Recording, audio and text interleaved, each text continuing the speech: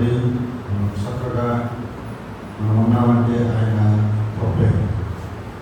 ఆయన కృప తప్ప మరొకటి లేదని కూడా వాక్యమే సెలవిస్తూ ఉంది. మరి చూడండి, మరి బాగానే ఉంటున్నాం, బాగానే నడుస్తున్నాం, బాగానే ఉన్నామని అనుకుంటూనే ఎప్పుడు ఏ విపత్తు వచ్చి పడిందో ఎవరికి కూడా తెలియదు. మరి అలాగే మనకి ఎప్పుడు కూడా ప్రతి ఆదివారం కూడా మరి కొండరావు గారు ఇక్కడ వచ్చి వాక్యం చదివి స్తుతులు చెల్లించేవారు. మరి ఆయన నిన్న దినాన ఉదయకాలం ఏమైందంటే, మనిషి ఉన్నాడే కానీ నోట్లో నుంచి మాట రావట్లేదన్న. మరి 4 గంటలు నేను మామూలు ప్రార్థన చేసుకున్నానికి ఇంటికి వెళ్తానికి 4 గంటలు వేసినప్పుడు లేట్ జరుగుతుంది. ఎప్పుడు లేకపోతే ఏం కలగాలనుకున్నా, ఏదో ఆ పనులు ఏదో ఉంటాయి కదలేనుకున్నా, నా పని నేను చేసుకుంటూ నా కార్యక్రమాలకు నేను వెళ్ళిపోయాను. కానీ మరి ఆయనకి మాట రావటం లేదు, కాళ్ళు సరబడిపోయింది అని చెప్పి మరి చక్రవర్తి దగ్గరికి వెళ్ళినప్పుడు ఏదో ఆకర్షణ చేశారంట. 1 గంట చూడండి, 2 గంటలు చూసిన తర్వాత జనాలు తీసుకెళ్ళండి అని చెప్పారంట. కానీ దేవుడు మనం నడిపించిన విధానంలో నుంచి మనం వెళితే మనకు క్షేమము. దానిని బట్టి మరి హాస్పిటల్కి తీసుకెళ్ళారు, గుంటూరు తీసుకెళ్ళారు. మరి అక్కడ సహకరించే వాళ్ళు కూడా దేవుడే మార్గాలు సరళం చేస్తారని మనం చెప్పుకోవడం మాత్రమే కాదు, కానీ నిజ జీవితంలో కూడా అవి జరిగినాయి అని మనం అనుకోవాలి. దేనికంటే అన్ని టెస్టులు కూడా ఒక్క దినాన్నే అవి ఎవరు చేయరు అసలు వాస్తవం. అది రావడానికి కూడా అంత టైం తీసుకుంటారు. కానీ అక్కడ ఆ టెస్టులు, బ్లడ్ టెస్టులు, స్కానింగ్లు అన్నీ కూడా ఏదంటే 10 గంటలకి వెళ్తే సాయంత్రం 6 లోపు అన్నీ కూడా జరిగిపోయి అదంతా కూడా దేవుడి కృపే. కానీ మనము చేయాల్సిందల్లా ఒకటి, సంపూర్ణ ఆరోగ్యంగా మళ్ళీ తిరిగి మరి దేవుడి సన్నిధిలో ఉండాలని మన ప్రార్థన, అనుదిన ప్రార్థనలో, వ్యక్తిగత ప్రార్థనలో జ్ఞాపకం చేసుకోవాలని నేను మనం చేసుకుంటున్నాను. మరి ఆయన చిత్తమే మనం అంటా ఉంటాం, ఆయన చిత్తమే నెరవేర్చబడాలని మనం అంటాం. దేవుడు కూడా మనం ఏదైనా సలహాలు ఇస్తూ ఉంటాం, అవునంటారు కదంటారు. అలా కాదండి, ఆయన ఏం చేయాలో ఆయనకి తెలుసు, ఆయన ఎలా నడిపించుకోవాలో కూడా ఆయనకి తెలుసు. మరి ఇంకొక సంఘటన, మళ్ళీ శేషకుమార్ వాళ్ళ నాన్న మరి పొలంలోకి వెళ్ళి ఏదో చేద్దామని వెళ్ళాడు, అక్కడే పడిపోయాడు.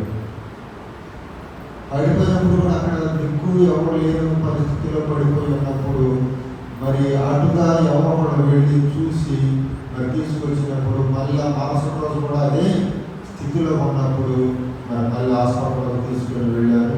మరి శేషకుమార్ వాళ్ళ నాన్నగారి గురించి కూడా అనుదిన ప్రాంతంలో జ్ఞాపకం చేసుకోండి. ఆయన కూడా దేవుని సన్నిధిలోకి రావాలి, ఆయనను సంపూర్ణమైన ఆరోగ్యవంతులుగా చూడాలన్నది మరి కుటుంబము మరి ఆనందించాలన్నదే మరి ఇష్టంగా మరి దేవుడు కూడా ఇష్టపడాలి.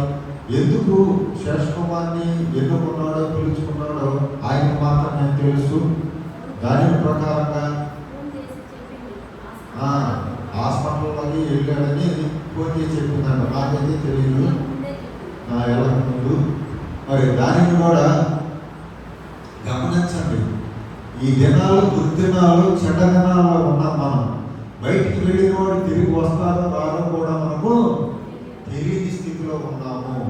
దీనిని గుర్తించి మనం ఏంటంటే దేవునికి అనుసంధానమయ్యి మనము ఆ దేవుని మాటలకు లోబడి మనము కదల్చని వారముగా మనం ఉన్నట్లయితే ఏది కూడా మనల్ని కదల్చదండి. మనం కదులుతూ ఉంటే వాడి గాలి వాడి కాటంతో కూడా చప్పుడు చేస్తూ ఉలికి పడుతూ ఉంటాం. ఇలాంటి వాటికి మనం బెదిరిపోకూడదు, కుమిలిపోకూడదు, కుంగిపోకుండా ఉండాలన్నది దేవుని వాక్యం సెలవిచ్చేది. అందుకని ఏమంటాడంటే దేవుడు చూడండి, మరి యెషయా గ్రంథము 54వ అధ్యాయము 10వ వచనంలో ఒక మాట చెప్తా ఉంటాడండి.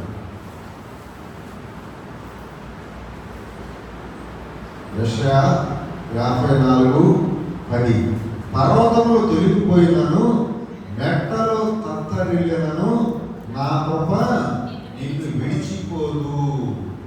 సమాధాన విషయమైన నా నిబంధన తొలగిపోదని నీ జాలిపడు యెహోవా సెలవించుచున్నాడు. ఎవరి యందు జాలిపడుతున్నాడండి? నా యందు. మీ సంగతి నాకు తెలియదు కానీ నా యందు జాలిపడుతున్నాడు. ఆయన కృప నాకు ఇప్పుడు కూడా తోడుచుతున్నాడు. కాబట్టి మనము ఏంటంటే ఆయన చూడండి ఏమంటున్నాడంటే పర్వతములు తొలగిపోయినను మెట్టలు తత్తరిల్లినను నా కృప నిన్ను విడిచిపోదు. విడిచిపోదు అంటే విడిపించుకొని వెళ్ళిపోతే చేసేది ఏం లేదు. ఆయన కృప మనకు ఎప్పుడు కూడా తోడుగానే ఉంటుంది, ఉండిద్ది అని ఖచ్చితంగా మరి ఆయన నిబంధన చేస్తా ఉన్నాడు. దానిని బట్టి మనము ఏం చేయాలి, ఎలా ఉండాలి, ఎలా గుర్తించుకోవాలి, ఈ కృప ఏంటి, అసలు దాని గురించి ఏంటి, దాని కథ ఎలా ఉండాలి అనేది కూడా మనము స్పష్టంగా మనం ధ్యానించుకోవాలి. ప్రభువు ఇక్కడ పర్వతాలు ఏమంటున్నాడు? తొలగిపోయినను మెట్టలు తత్తరిల్లినను. నీకు ఏదైనా సరే ఆపద కానీ మన కళ్ళ ముందు ఎన్నో జరుగుతూ ఉంటాయండి. జరగవా? అరే అదే నిన్నే నాతో మాట్లాడాడే, నిన్నే నేను అతనితో నేను మంచినీళ్ళు తాగాను, టీ తాగాను, ఇడ్లీ తిన్నాను, కానీ అరే ఎందుకు అట్లా అయింది అని మన వాపమా చెప్పుకోవా? కానీ వాటిని దేనిని చూసి కూడా నువ్వు భయపడాల్సిన అవసరము లేదంటున్నాడు. నువ్వు దేవుని యందు ఉంటే ఉన్నామని చెప్పుకుంటాం కదండి, చెప్పుకుంటా ఉంటాం. నేను దేవుడితో ఉన్నాను, దేవుడితో నేను సంబంధం కలిగి ఉన్నాను, దేవుడి మీదే నేను ఆధారపడుతున్నాను, దేవుడితోనే నేను ఉంటా, నేను చాలా సత్క్రియలు చేస్తున్నానని చెప్పుకోవడం కాదు. ఎందుకు ఇక్కడ మాట్లాడుతున్నాడంటే ఆయన సంబంధాలు వేరుగానే ఉంటారు, ఆ వెలుగు వేరుగానే ఉంటుంది, ఆ కాంతి వాళ్ళ మీద ఎప్పుడు కూడా ప్రసరిస్తూనే ఉంటుంది. కానీ కొన్ని సందర్భాలు ఒకళ్ళు చూస్తుంటే విచిత్రంగా ప్రవర్తిస్తూ ఉంటారు, విచిత్రమైన వేషధారణలతో ఉంటారు. కానీ అలాంటి వాళ్ళని దేవుడు అసహించుకుంటాడు. ఏం చేస్తాడు ఆయన? వేషధారణ భక్తి చేస్తుంటే ఆయన నోట్లో నుంచి ఉమ్మివేయబడతారు అని కూడా స్పష్టంగా చెప్తా ఉంటాడు. అందుకని ఇక్కడ ఏమంటాడంటే పర్వతాలు తొలగిపోయిన నీ ఎదుట, నీ కళ్ళ ముందు ఏంటి, నీ కళ్ళ ముందే ఏదైనా జరుగుతున్నా సరే నువ్వు చెల్లించని వారిగా ఉండాలి, నువ్వు కదలని వారిగా ఉండాలి, ఏ గరిపిలకు నువ్వు లోబడిన వారిగా ఉన్నట్లయితే ఆయన కృప విడిచి పోదని మాట్లాడుతూ ఉన్నాడు. చూడండి ఆయన చెప్పే మాటను మనం శ్రద్ధగా వినాలి. చూడండి కీర్తన 46 కూడా పరిశీలిస్తే ఏమంటా ఉంటాడంటే మనం భయపడని వారంగా మనము ఉంటాము. నేను భయపడను అనే మాట ఇక్కడ మనం చూడగలుగుతాం. కీర్తనలు 46:2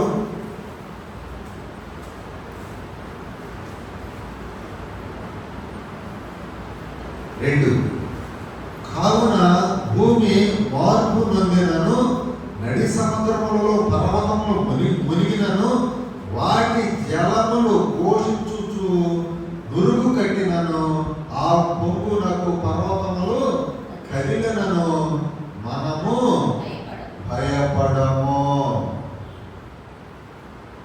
ఇక్కడ కోరహ కుమారులు జరిగిన సంఘటనలను బట్టి దేవుడు ఉన్నాడన్న నిశ్చయతను బట్టి వాళ్ళ తండ్రిని బట్టి కాదండి, కోరహ తండ్రిని బట్టి కాదు ఇక్కడ మాట్లాడుతున్నది. ఆయన దేవుడిని బట్టి మాట్లాడుతూ ఉన్నారు కోరహ కుమారులు. మేము దేవుని గురించి కూడా భూమి మార్పు చెందిన, భూమి మారిపోతున్నా సరే, నడి సముద్రంలో పర్వతంలో మునిగిపోతున్నా సరే ఏమంటున్నాడు? మేము భయపడమండి. ఎందుకు భయపడమని వాళ్ళు ఒక ధైర్యంగా చెబుతున్నారు. ఆయన దేవుడు మాకు ఆశ్రయమును దుర్గమునై ఉన్నాడు, ఆపత్కాలములలో ఆయన నమ్మకదగిన సహాయకుడండి. అందుకని వాళ్ళు ఎందుకు మాట్లాడుతున్నానంటే ఈ మాటలు భూమి మార్పు నొందినను, నడి సముద్రంలో పర్వతములు మునిగిపోయినను, వాటి జలములు పోషించుచు నురుగు కట్టినను, ఆ పొంగునకు పర్వతములు కదిలినను, మనము భయపడము. ఈ సంఘంలో ఉన్నాడు, భయపడుతున్నారా? భయపడుతున్నారా? భయపడతానే ఉన్నామండి. మనం ఇట్లా వాక్యం చదువుకున్నప్పుడు మాత్రం ధైర్యంగా ఉంటాము. ఏదన్నా చిన్నది ఒక గాయము కానీ మనలో ఎవరికన్నా ఒక ఏదన్నా సంఘటన జరిగినప్పుడు కానీ అది అప్పుడు ధైర్యంగా ఉండాలండి. అంతేగాని అప్పుడు మనం క్షీణించే వారంగా కలవరపడే వాళ్ళలాగా మనం ఉండకూడదని ఇక్కడ ప్రధానంగా ఏంటంటే కోలాహు కుమారులు చెబుతున్న మాట, ఆయన ఆపత్త కాలంలో నాకు సహాయం చేసే దేవుడు ఉన్నాడు, నేను దేనికి భయపడను. పర్వతాల లాంటి సముద్రాల్లో మునిగిపోయిన అంటే అలాంటి కష్టాల్లో మనము ఉన్నా, అలాంటి శ్రమల్లో ఉన్నా దేనికి కూడా భయపడే వ్యక్తులుగా మనము ఉండకూడదని ఇక్కడ ప్రధానంగా మనము నేర్చుకోవలసిన పాఠము. ఎందుకంటే మనము కొన్ని సందర్భాల్లో మరి కుటుంబాన్ని బట్టి మనం కుమిలిపోతా ఉంటాం, బిడ్డలను బట్టి కుమిలిపోతా ఉంటాం, భార్యను బట్టి కుమిలిపోతా ఉంటాం, భర్తను బట్టి కుమిలిపోతా ఉంటాం, ఆస్తులను బట్టి కుమిలిపోతా ఉంటాం, డబ్బును బట్టి కుమిలిపోతా ఉంటాం, స్నేహితులను బట్టి కుమిలిపోతా ఉంటాం, మన కులాన్ని బట్టి కూడా కుమిలిపోతా ఉంటాం. మన కులస్తులు అంటా ఉంటారు మాట ముందు, మనదే కులము, ఏ కులము? యేసు కులం అండి, మనది యేసు కులము. అంతేగాని ఇక్కడికి వచ్చిన వాళ్ళ కుల మతాలతో మనకు సంబంధము లేదు. అంతేగాని మనము ఆ కులము ఈ కులం అని చెప్పుకుంటూ మన బ్రతుకులను ఏం చేస్తున్నామంటే నాశనానికి ఈడ్చుకొని పోతా ఉన్నాము. ఆయన ఒక కులానికి పెట్టాడా రక్తము, ఆయన ఒక కులానికి పెట్టాడా ప్రాణము? చూడండి అక్కడ ఏమంటున్నాడంటే సర్వ జగత్తుకి నేను వెల చెల్లించాను అంటున్నాడు. కానీ యూదులకు మాత్రమే అక్కడ చెప్పాడా? యోధా వంశంలో నుంచి వచ్చాడు ఆయన నేను మా ప్రత్యేకంగా యూదులకి నేను పెట్టానయ్యా, నేను రక్తం కాల్చానయ్యా, నేను ప్రాణం పెట్టానయ్యా అని ఎప్పుడన్నా ఎవరికన్నా చెప్పాడా? ఏం చెప్పాలా? ఎందుకంటే ఆయన ఇప్పుడు కూడా అందరి ప్రభు అంటున్నాడు. అందరికీ నేనే, నా మార్గాన్ని నన్ను చూసిన వాళ్ళు నా తండ్రిని చూస్తారని స్పష్టంగా చెబుతా ఉన్నాడు. ఏది ఏమైనా సరే యేసు ప్రభువు మనకు ప్రధాన నాయకుడు, విమోచకుడు, రక్షకుడు అని మనం విశ్వసించాలి, దాని మార్గాల్లో నడవాలి. అందుకని ఇక్కడ ఏమంటాడంటే ఏది ఏ మార్పు చెందుతున్నా మన వయసు కూడా చూడండి పెరుగుతూ ఉండే కొద్దికి మనము ఎలా అయిపోతూ ఉంటాము? పురిగిన వారిలాగా, ఏది ఓపిక లేని వారిలాగా, నడవలేని స్థితిలోకి మనం వెళుతున్నప్పుడు, కానీ దేవుని నమ్ముకున్న వాళ్ళు, దేవుని మీద ఆధారపడే వాళ్ళు దానిని ఏం చేయరు? లక్ష్య పెట్టరు. యేసు ప్రభు కోసం నేను పనిచేస్తానండి, నా వయసులో నేను లక్ష్య పెట్టనంటేనే మాట్లాడగలిగిన వాళ్ళు అనేక మంది భక్తులు ఉన్నారు.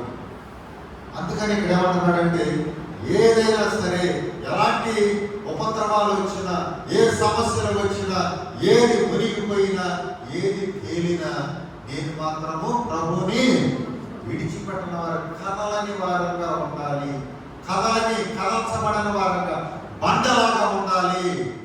అంతేగాని మనము కదిలిపోయే వారంగా, దేనికి పడితే దాన్ని కొట్టుకుపోయే వారంగా మాత్రం ఉండకూడదని మాట్లాడుతూ ఉన్నాడండి. మరి చూడండి ఇంకొక మాట, ఇప్పుడు 12:26 ఇబ్రూలకు రాసిన పత్రిక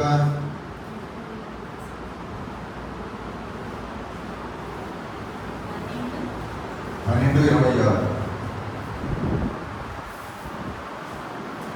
అప్పుడు ఆయన శబ్దము భూమిని చలింపజేసెను గాని ఇప్పుడు నేను ఇంకొకసారి భూమిని ఆ. ఆకాశమును కూడా కదిలింపచేయును ఆ. అని మాట ఇచ్చి ఉన్నాడు. మాట ఇచ్చి ఉన్నాడు. ఉన్నాడు. ఆ. ఇంకొకసారి ఆ. అను మాట చలింపజేయబడనని ఆ. నిలకడగా ఉండు నిమిత్తము ఆ. అవి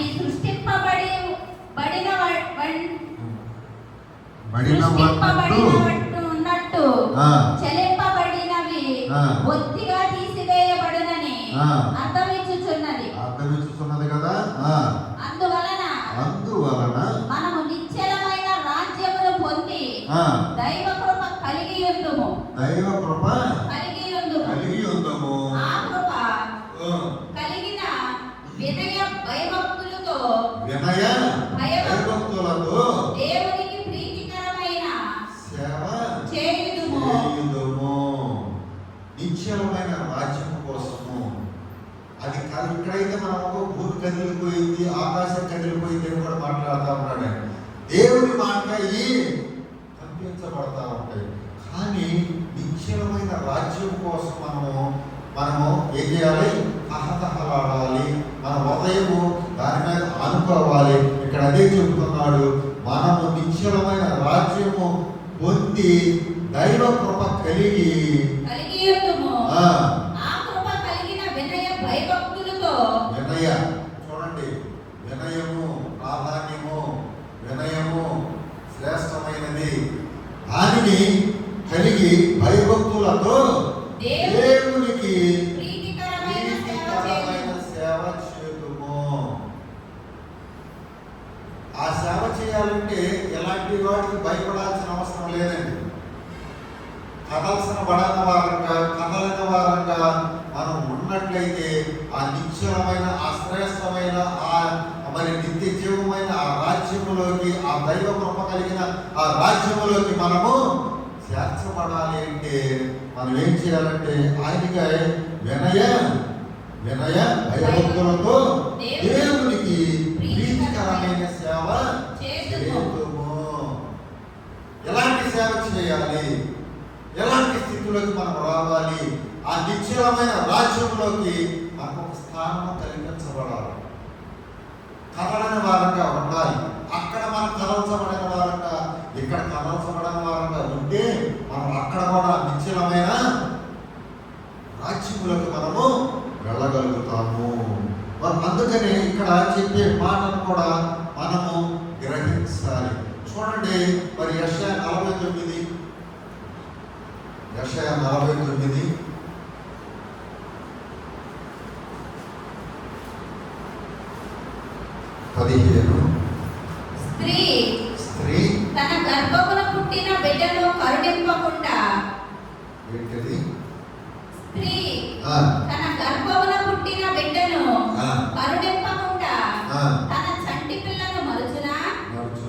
వారైనా మరుచుదురు గాని నేను నిన్ను మరువను. చూడుము, నా అరచేతుల మీదనే నిన్ను చెక్కి ఉన్నాను. నీ ప్రాకారములు నిత్యము నా ఎదుట ఉన్నవి. ఎంత మంచి మాట చూడండి. ఇక్కడ ఏమంటున్నాడు? స్త్రీ తన గర్భమున పుట్టిన. మరి ఎందుకంటే ఆ అనుగ్రహం మనం పొందుకోవాలి, ఆ కృపను మనం పొందుకోవాలి.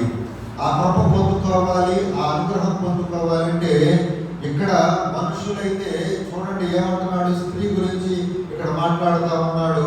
స్త్రీ తన గర్భమున పుట్టిన బిడ్డను కరుణింపకుండా తన చంటి పిల్లను మరుచునా? ఎందుకండి చెత్త కుప్పలో పడేసేది ఎంతమంది లేరు? గర్భాన్ని పుట్టిన వాళ్ళైనా మనం పడేసింది, లేదా ఎక్కడి నుంచి తీసుకొచ్చి పడేస్తారు. కానీ ఇక్కడ ఏమంటున్నాడంటే వారైనా మరుచురేమో గాని నేను నిన్ను మరువను. ఎంత చక్కని మాట, ఎంత వాగ్దానం చేస్తున్నారు చూడండి. తల్లి గర్భంలో రూపుదిద్దక ముందే నేను ఎరిగి ఉన్నానని కూడా మాట్లాడతాడు. అవునంటారు కాదంటారు. కానీ ఇక్కడ ఏమంటున్నాడంటే ఆ తల్లి మరిచిపోయిందేమో, నీకు పారేసిందేమో, నిన్ను బాగోగులు చూడదేమో, కానీ నిన్ను నేను మరువను.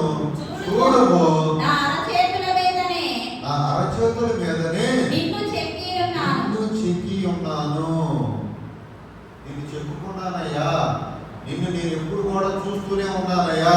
నువ్వు ఎటు వెళ్తున్నావో నేను చూస్తున్నానయ్యా. నీ ప్రవర్తన ఏదో నేను చూస్తున్నానయ్యా. నువ్వు ఎలా నడుస్తున్నావో ఎలా మాట్లాడుతున్నావో కూడా నేను చూస్తున్నానయ్యా. నిన్ను సరిచేస్తున్నానయ్యా. కానీ తల్లిదండ్రులైనా ఒక్కొక్క సమయంలో మర్చిపోతూ ఉంటారండి.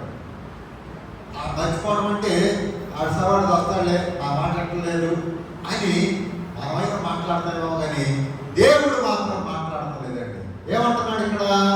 చూడుము, ఆ అరిచేతుల మీదనే నిన్ను చెక్కి ఉన్నాను, నీ పాపాలములు మరి చూడండి, నిత్యము నా ఎదుట ఉన్నాయండి. ఏంటి దాని అర్థము? మన ప్రార్థన ఆయన ఎదుట ఎప్పుడు కూడా అక్కడికి వెళ్తా ఉండండి. గోడల్లాగా కడతా ఉన్నామంటే మనం మన బిడ్డల భవిష్యత్తులో కడుతున్నాం, మన కుటుంబాల భవిష్యత్తులో కడుతున్నాం. దేని ద్వారా? ప్రార్థన ద్వారా. అందుకని ఇక్కడ ఏమంటున్నాడంటే, నీ ప్రాకారంలో నిత్యము నా ఎదుట ఉన్నవి. నేను అన్ని చూస్తానే ఉన్నాను. నువ్వు ఎలా ప్రార్థిస్తున్నావో చూస్తున్నాను, నువ్వు ఎలా నడుస్తున్నావో నేను చూస్తున్నాను, నువ్వు ఏ విధంగా సన్నిధిలో ఉంటున్నావో చూస్తున్నాను అని కూడా ఇక్కడ మాట్లాడుతూ ఉన్నాడు. నీ ప్రార్థన ప్రాకారాలు కట్టేదిగా ఉందా లేకపోతే కూల్చేదిగా ఉన్నదో ఎవరికి వాళ్ళు వ్యక్తిగతంగా మనము పరిశీలించుకునే స్థితిలో మనము ఉంటున్నాము. అందుకనే ఇక్కడ ఏమంటాడంటే, స్త్రీ తన గర్భమును పుట్టిన బిడ్డను కరుణింపకుండా తన చంటి బిడ్డను మరచునా? వారైనా మరుస్తారేమో కానీ నేను నిన్ను మరువునని మాట ఇస్తున్న మహాదేవుడిని మనం ఏం చేస్తున్నామంటే పక్కన పెట్టేస్తున్నాము. ఆయన మాటను మనం విలువపడడం లేదు. ఆయనను మనం నిర్లక్ష్యం చేస్తున్నాము. ఆ నిర్లక్ష్య భావాన్ని బట్టి ఆయన కూడా మనం ఏం చేస్తామంటే వీళ్ళు ఎట్లా లేదని దుఃఖపడతా ఉంటాడు, దుఃఖంతో ఉంటాడు. మరి చూడండి, అదే విధంగా ఇర్మియా భక్తుడు మాట్లాడుతూ ఉన్నాడు. చూడండి 31వ అధ్యాయము, ఇర్మియా 31:31. ఇదిగో నేను ఇశ్రాయేలు వారితోను యోధా వారితోను క్రొత్త నిబంధన చేయు దినములు వచ్చుచున్నవి. ఇదే యెహోవా వాక్కు. ఇదే యెహోవా వాక్కు. ఎందుకు చెబుతున్నాడు అని చూడండి. క్రొత్త వాటిని కొత్తగా కొత్త నిబంధన వచ్చేస్తుంది, జాగ్రత్తగా ఉండండి అని మాట్లాడుతూ ఉన్నాడండి. అందుకని ఇక్కడ ఏమంటున్నాడంటే 32వ వచనం, అది ఐగుప్తులో నుండి వారిని రప్పించుటకై నేను వారిని చెయ్యి పట్టుకొనిన దినమున వారి పితరులతో నేను చేసిన నిబంధన వంటిది కాదు. అలాంటి నిబంధన కాదండి. ఇశ్రాయేలు ప్రజలకు ఆ రోజుల్లో ఏం చేశాడంటే, మిమ్మల్ని పరమకాలానికి తీసుకువెళతాను, మీకు ఒక నాయకుడు ఉంటాడు, నాయకులు ఉంటారు, న్యాయాధిపతులు ఉంటారు, అనేకమైన రీతులుగా నడిపిస్తానని అప్పుడు చెప్పాడు. కానీ అలాంటిది కాదన్నట్లుగా అప్పుడు చూడండి, ఈ క్రొత్త నిబంధన మరి వచ్చే కాలం సమీపముగా ఉన్నదని మాట్లాడుతూ ఉన్నాడండి. అది ఆయన అనుగ్రహము, మన మీద ఉన్న ప్రేమ. మరి చూడండి, ఇంకా నేను వారి పెనిమిటినైనను వారు ఆ నిబంధనను భంగము చేసుకొనిరి. వాళ్ళు వాళ్ళు భంగం చేశారు. ఆనాడు వాళ్ళు ఏం చేశారు? ఆ నిబంధనను భంగం చేశారు. ఇదే యెహోవా వాక్కు.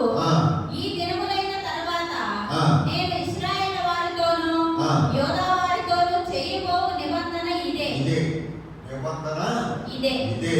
అది ఆ క్రొత్త నిబంధన. ఆ పాతది మనం ఏంటంటే దానిని పట్టుకొని మనం వేలాడకుండా దానిని మార్చి ప్రభువు వారు వచ్చి ఆయన అనుగ్రహించబడిన వాటిని మనకు ఇస్తూ ఉన్నాడు. చూడండి, ఇంకా 34 నేను వారికి దేవుడనై యుందును, వారు నాకు జనులగుదురు. నేను వారికి దేవుడనై యుందును, వారు నాకు జనులగుదురు. వారు మరి ఎన్నడను యెహోవాను గురించి బోధను నొందుదము అని తమ పొరుగు వారికి గాని తమ సహోదరులకు గాని ఉపదేశము చేయరు. వాళ్ళేం చేయరు. నేను వారి దోషములను క్షమించి క్షమించి వారి పాపములను ఇంకనెన్నడూ జ్ఞాపకం చేసుకొనను గనుక ఆ. అల్పులేమి ఆ. పనులేమి ఆ. అందరూ నన్ను ఎరుగుదురు. ఇదే యెహోవా యెహోవా వాక్కు. అల్పులేమిటి, గనులేమిటి, వాళ్ళ పాపాలేమిటి, నేను అవన్నిటిని నేను జ్ఞాపకం చేసుకోనంటున్నాడు. అదే పాత నిబంధనలో అయితే ఏమంటాడంటే ఎప్పటికప్పుడు బలులేవా, లేకపోతే ఒక మేకం తేండి, ఒక గొర్రె తేండి, ఆ యాజకుల దగ్గరికి వచ్చి బలులు అర్పించేవాళ్ళు. కానీ ఇక్కడ ఒక నూతన నిబంధన చేస్తానని ఆనాడు ఇర్మియాతో మాట్లాడుతున్న దేవుడు ఈనాడు మనతో కూడా మాట్లాడుతున్న దేవుడే. తర్వాత చూడండి 35. పగటి వెలుగుకై సూర్యుడిని, ఆ. రాత్రి వెలుగుటకై చంద్ర నక్షత్రములను ఆ. నియమించువాడను, ఆ. దాని తరంగములు ఘోషించున్నట్లు ఆ. సముద్రమును రేపువాడునగు ఆ. యెహోవా ఆ మాట సెలవిచ్చుచున్నాడు. యెహోవా ఆ మాట సెలవిచ్చుచున్నాడు. ఎందుకంటే సూర్యుడికి కానీ మరి అది పగలకి మరి ఎలామని చెప్పాడు, చంద్రుడిని రాత్రిని ఎలామని చెప్తా ఉన్నాడు. మరి నక్షత్రాలను నియమించిన వాడిని నేనే. ఎవరు నియమించారా? ఎవరు చెబుతున్నారా? సూర్యుడిని, చంద్రుడిని, నక్షత్రాలని నియమించారు, దానికి అధికారి నేనేనని ఎవరన్నా ఈ ప్రపంచంలో కానీ ఏ దేవతల దేవుళ్ళైనా సరే చెప్పినట్లుగా మనకు రుజువులు ఏమన్నాయా? కానీ ఈయన రుజువు పొరుస్తూ ఉన్నాడు. నిజదేవుడు, సత్యదేవుడు మనతో మాట్లాడుతూ ఉన్నాడు. అందుకని ఈ మాటలను మనము హృదయంలో ఉంచుకొని మనము చూడండి ఇక్కడ ఏమంటున్నాడు, ఇంకా దాని తరంగములు ఘోషించుతున్నట్లు సముద్రమును రేపుకోవడము యెహోవా ఆ మాట సెలవిచ్చుచున్నాడు. సైన్యములకు అధిపతి యెహోవా అని ఆయనకు పేరు. ఆయనకు పేరు. పేరు. సైన్యములకు ఏ సైన్యాన్నైనా నడిపించడానికి ఆయన అధిపతి. మనం ఎక్కడి నుంచి ఎక్కడికి వెళ్ళాలంటే ఒక మార్గం ఏర్పరచాలి. ఆ సైన్యానికి ఆయన మాటేస్తాడు, అంటే మరి రమేష్ వెళ్ళాలి, దానికి మార్గం వేయా అంటే ఆ మార్గం వేస్తా ఉంటాడు. శ్రీనివాసరావు అక్కడ కూర్చోవాలి, అక్కడ కుర్చీ వేయ అంటే అక్కడ కుర్చీ వేస్తాడు. ఇలా వాటన్నిటికీ కూడా అధిపతిగా న్యాయాధిపతి అయిన దేవుడు ఆయన అనుగ్రహాన్ని బట్టి మనము ఉంటున్నాము. 36వ వచనము. ఆ నియమములు ఆ. నా సన్నిధి ఉండకుండా పోయిన ఎడల ఆ. ఇశ్రాయేలు సంతతి వారు ఆ. నా సన్నిధిని ఎన్నడూ జనముగా ఉండకుండా పోవును. ఇదే యెహోవా వాక్కు. ఇదే యెహోవా వాక్కు. ఏం చెప్తున్నాడు? ఆ నియమాలు నా సన్నిధి ఉండకుండా పోయిన ఎడల ఏదో కొంతమంది మనం అనుకుంటా ఉంటామండి. మరి బైబిల్లో లేని చెబుతూ మభ్యపడుతూ మసిగుసి మారేడుగా చేస్తూ స్వలాభం కోసం మనం ఎప్పుడు కూడా వాక్యాన్ని మార్చకూడదు. అవునంటారు కదంటారు. వస్తే దేవుడి సన్నిధికి ఖచ్చితంగా రావాలి. ఏదో మనము ఇక్కడ ఉండి ఏదో బల తీసుకొని ఆ ద్రాక్షారసం తీసుకొని మనం వెళ్ళిపోతే అది క్షేమము కాదని వాక్యమే సెలవిస్తున్నది. ఎందుకు ఈ మాట చెప్తున్నాడంటే దేవుడు మన మనస్సు ఏమన్నా ఇక్కడ తీసుకొని పారిపోతున్నామంటే ఏంటి? ఉన్నా కానీ ఇక్కడ నీకు నిలబడలేని వాళ్ళలాగానే ఉంటున్నారు. దాని మీద ధ్యాసం ఉంది. దేని మీద? ఇప్పుడు ఎక్కడైతే ఇప్పుడు ఇక్కడి నుంచి మనం వాక్యాన్ని ఇదేదో తీసుకొని వెళ్ళిపోతే మన పరలోక రాజ్యం వెళ్తామని అనుకుంటా ఉంటారు. దేవుని స్తోత్రం కలుగుగాక. అలాంటి ఏమీ జరగవు. ఆయన మచ్చ, డాగు, కళంకము ఏ మచ్చ లేకుండా ఉన్న పరిశుద్ధుడు, పవిత్రుడు. ఆయన అలా ఉన్నాడు కాబట్టి అక్కడికి మనం వెళ్ళాలంటే మనం కూడా సంపూర్ణతలోకి మనం రావాలి. దేవుడు ఒకటి చెప్తాడండి. ఏం చెప్తాడంటే రా అని చెప్తాడు. మనం ఏమంటామంటే దేవుడు పిలుపుడు అందుకొని వెళ్ళాడు అంటాం. అంటామా లేదా? దేవుడు పిలిచాడు. ఎక్కడికి పిలిచాడు ఆయన? ఎక్కడికి పిలిచాడని మనం అనుకోవాలి. కొంతమంది బోధకులు ఏం చెప్తా ఉంటారు, పరలోక ప్రవేశం చేశారు. మనం చూసామా? దేవుడి స్తోత్రం కలుగును కాక. మనం చూడము, అబద్ధాలు చెబుతున్నాం. ఎందుకంటే అలాంటి అబద్ధాలు మనం బైబిల్లో చెప్పకూడదన్నదే దేవుని వాక్యం సెలవిస్తున్నది. దేవుడు పిలిచాడు అన్నది వాస్తవము. ఆయన మన ముందు 2 మార్గాలు పెట్టాడు. ఏంటిది? పరలోకము, నరకం. ఈ రెండిట్లోకి ఎక్కడికి పంపిస్తాడు? ఆయన చిత్తమే. దేవుడు పిలిచాడు అన్నమాట వాస్తవము. ఎక్కడికి వెళ్ళారో నీ భక్తిని పెట్టి, నీ వ్యక్తిగత జీవితాలను బట్టి ఆయన నరకానికి పంపిస్తాడో పరలోకానికి పంపిస్తాడో ఆయన చిత్తం అది.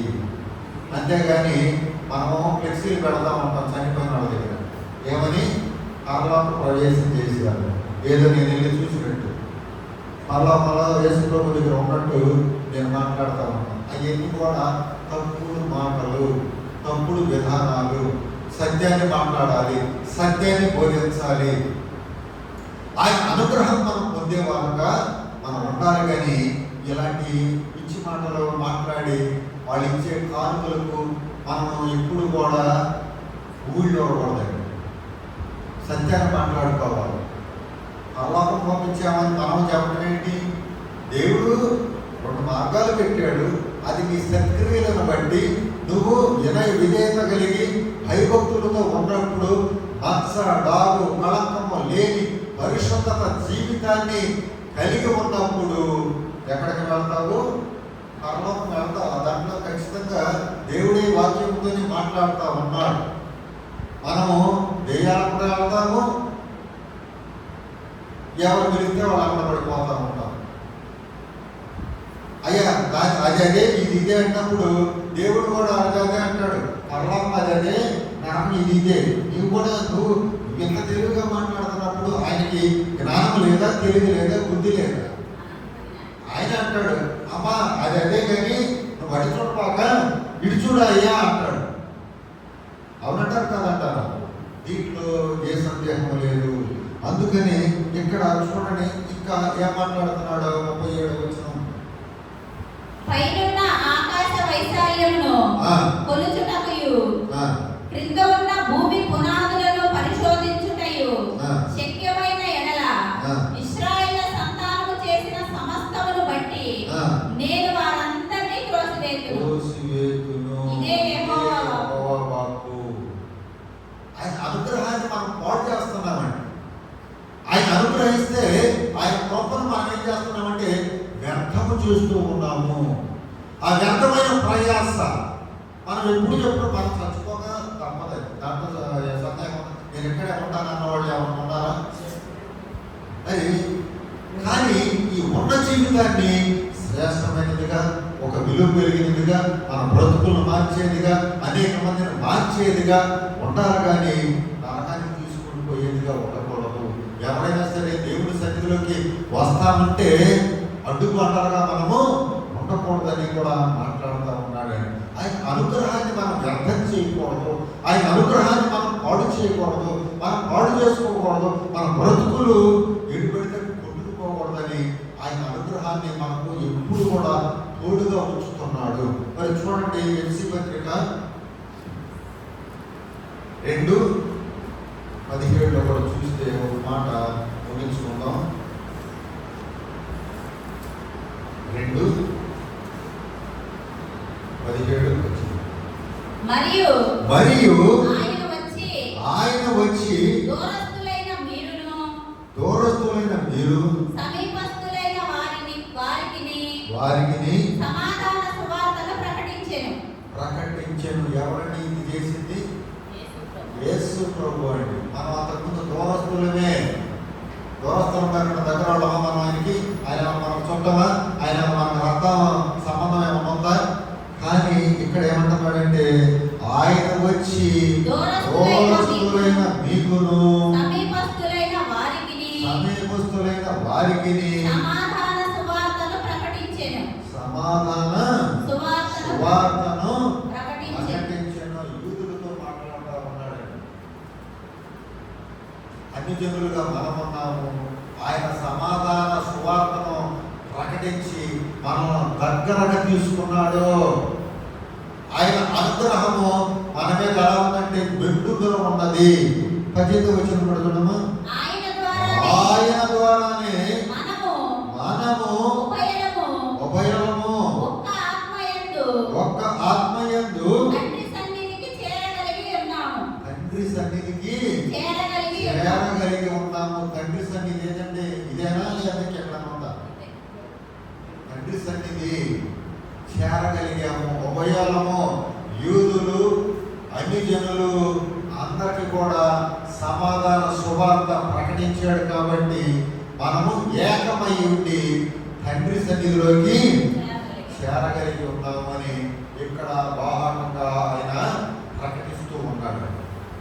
ఈ ప్రకటన మన హృదయంలో భద్రపరుచుకొని చక్కగా మన కుటుంబాలకు ఆదరణకరంగా ప్రోత్సాహకరంగా ఈ వాక్యాన్ని ఏం చేయాలంటే అనువదించుకోవాలి. అంతకుముందు మనము ఏం చేశామో ఎలా ఉన్నామో వాటిని పట్టించుకొని కూడా ఒక మాట చెప్పాడు. జ్ఞాపకం కూడా చేసుకొని అంటున్నాడు. ఎక్కడైనా ఒక నూతనమైన మరి జీవితాన్ని ప్రారంభించమని మాట్లాడుతూ ఉన్నాడు. మరి మాట్లాడుతున్నప్పుడు మనము వినగలిగిన చెవులు, గ్రహింపగలిగిన మనస్సును సిద్ధపరుచుకోవాలి. కానీ మనం ఇది నా కాదు, ఎప్పుడు ఇవే చెప్తారు, ఇవే ఉన్నాయా లేదా ఇంకేమన్నాయా? ఇవేగా ఉంది, ఇంకేమన్నా ఉన్నాయా?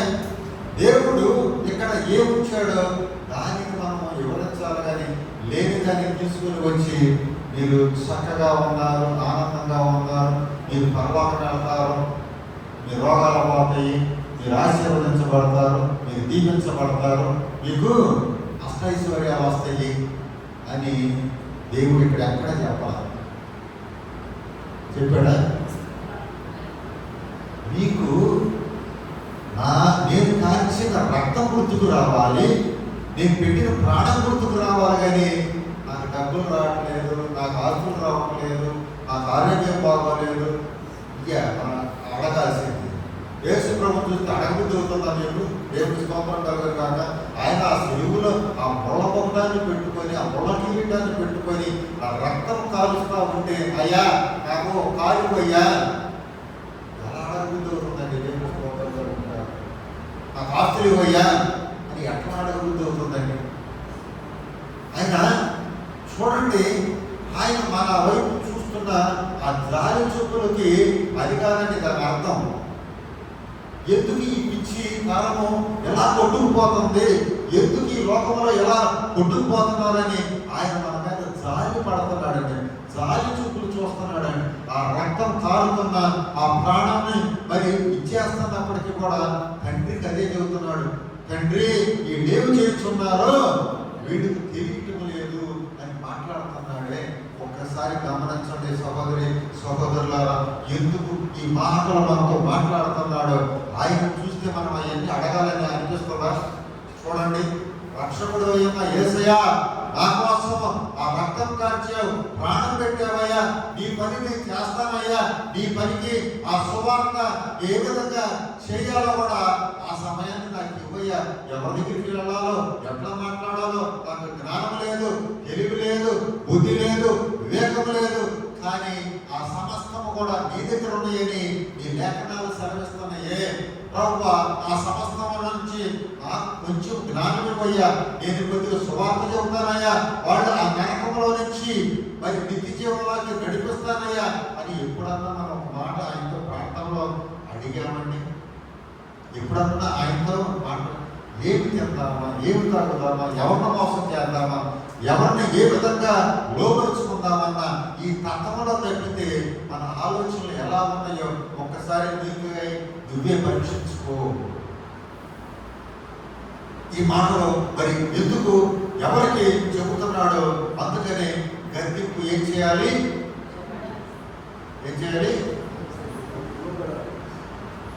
గద్దింపు మనం ఏం చేయాలి? లోపడాలి, దిద్దుబాటు చేసుకోవాలి. నన్ను గద్దిస్తారా? ఎంత దేవుడైతే మాత్రము నేను ఎవరిని, నేను ఎలాంటి వాడిని, నేను ఎలాంటి దాన్ని, నేను ఎన్ని సంవత్సరాల నుంచి వస్తున్నాను, నేను ఎంత కాను చేస్తున్నానో అన్నంటావా? నేను వారం మార్చి 10 రూపాయలు తీసుకొస్తున్నాను నీకు తెలుసు, 5 రూపాయలు తీసుకొస్తున్నాను నీకు తెలుసు, నన్ను అలా గద్దిస్తావా? ఆయన మాట్లాడేవాడు లేరా? దేవుడి స్తోత్రం కలుగును కాక. అలాంటిది కాదండి ఆయన మాట్లాడేది. బ్రతుకులు మారాలి, సిద్ధపడండి. ఈ దినాలు చెడ్డ దినాలని కూడా మాట్లాడుతూ ఉన్నాడు. ఈ దురితనాల్లో ఎవరు ఎప్పుడు ఏమవుతారో కూడా తెలియని స్థితిలో ఉన్నది. అమ్మలారా, అయ్యలారా, ఎందుకు ఈ మాట దేవుడు మాట్లాడుతున్నాడు ఒకసారి గమనించండి. మనం వచ్చి ఏదో ఇక్కడ పొందుకోవాలని కాదు, కానీ ఆ నిత్య జీవంలోకి వెళ్ళాలని ఆశ కలిగిన వారంగా మనము ఉండాలని కూడా ప్రభు ఇక్కడ మాట్లాడుతూ ఉన్నాడండి. అందుకని మనము ఆత్మీయంగా మరి సత్యములోకి ఆరాధించే వారంగా ఆత్మతోనూ సత్యముతోనూ ఆయన్ను ఆరాధించే విధంగా ఉండాలి. కానీ ఏదో ఆనవాయితీగా ఆచారంగా ఆయన అనుగ్రహాన్ని పొందుకొని ఆయన కృపను పొందుకొని మనం ఏం చేస్తున్నామంటే వ్యర్థమైన దాని వైపు మనము చూస్తూ ఉన్నాము. అవునంటారు కాదంటారు. ఇక్కడ ఉన్నంతసేపు ఏమన్నా ఒక మాట మాట్లాడుతూ ఉంటాం, బయటికి వెళ్ళిన తర్వాత మన పనులు మనమే చేస్తానే ఉంటాం. కానీ అది దేవుడు మెచ్చడు. దేవుడికి మెచ్చే విధంగా ఉండాలి అంటే మనము ఇందాకేమన్నాడు, వినయ భయభక్తులతో మనము దేవుని పని, ఆ శ్రేష్టమైన పని చేసే వారంగా మనం ఉండాలని ఆయన కోరుకుంటా ఉన్నాడు. అవునంటారు కదట. దాన్ని బట్టి మనం ఇప్పుడు కలర్చబడిన వారంగా ఉండాలి. ఏంటిది? పర్వతాలు తొలిగిన, కట్టలు కట్టగలిగిన, సముద్రము మురుగు కట్టిన, ఆ సముద్రములో పర్వతాలు మునిగిపోకుండా భయపడని వారంగా, కదలని వారంగా మనం ఉన్నట్లయితే ఆయన బండ మీద మనల్ని కడతాడు. కదల్సిన వారిగా ఆయన ఆపత్కాలంలో ఆదుకును సహాయకుడుగా ఉంటాడు. మరి అనుగ్రహాన్ని పొందిన వారంగా ఉన్నట్లయితే మనము చక్కగా ఆయన కృప మనకు ఎప్పుడు కూడా మనకు చేయూతగా ఉంటుంది. ధైర్యపరిచింది, బలపరిచింది, దృఢపరిచింది, వెనుతట్టింది. అలాంటి స్థితికి ఆయన అనుగ్రహము మన కంటే వచ్చింది. కాబట్టి మనము శ్రద్ధగా చక్కగా ఆయన పని చేసేవారంగా, పనికి మాలిన వాళ్ళని మనం ఎప్పుడు కూడా అనుకోకూడదు. కొమ్మరి చేతిలో కొండ,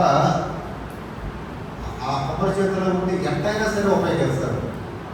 అవునా కాదు? ఆయన చేతుల్లో లేకుండా మనం ఎక్కడో ఒక విధానంలో అది అంటారు చూడండి, గాలిలో తెప్ప పెట్టి దిగ్గు నువ్వే అంటే అది సమంజసమేనంటారని. అలా కాకుండా ఆయన చేతిలో ఉన్న పాత్రలుగా వాడబడే విధంగా ఉండాలని మనం కోరుకోవాలి. అంత మాత్రమే కాదు, ఇంకా అనేకమైన రీతులుగా ఆయన వృద్ధిలోకి తీసుకొచ్చే విధంగా ఆయన అనుగ్రహించగలిగిన సమర్థుడు, శక్తి కలిగిన దేవుడుగా ఉన్నాడు. కాబట్టి ఆయన మనల్ని కదలించిన వారిగా ఉంచుతాడు. ఆయన అనుగ్రహాన్ని పొందుకునే వారిగా కూడా మనల్ని ఉంచుతాడు. కాబట్టి ఆయన కృపను మనం ఎప్పుడు కూడా వ్యర్థము చేయకూడదు. ఎటుబడితట్టు లాగే వారిని మనం ఏంటంటే అలాంటి వారిని మనం వదిలించుకోవడమే మొత్తమండి. అవునట కాదంట. మన శరీరంలో అవయవాలు కూడా దేవుడు చెయ్యి అడ్డుగా ఉందంటే చెయ్యి నరికేయమంటున్నాడు, కన్నట్టుగా ఉందంటే కన్ను పీకి పారేయమంటున్నాడు, కాలు అడ్డుగా ఉందనుకో కాలును తీసి పారేయమంటున్నాడండి. కానీ ప్రభు దగ్గరికి వచ్చే వాళ్ళని అడ్డుకుంటున్నారంటే వాళ్ళని ఏం చేయమంటున్నాడు?